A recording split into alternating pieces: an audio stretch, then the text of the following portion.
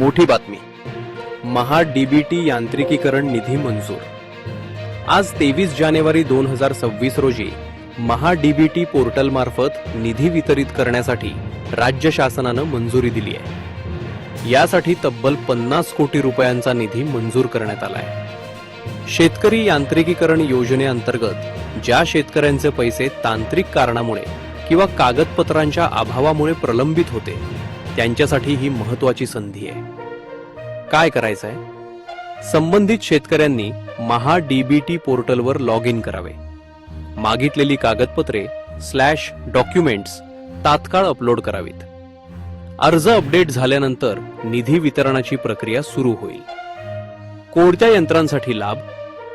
Tractor, आधुनिक शेती अवजारे, शेती यांत्रिकीकरणातील इतर उपकरणे।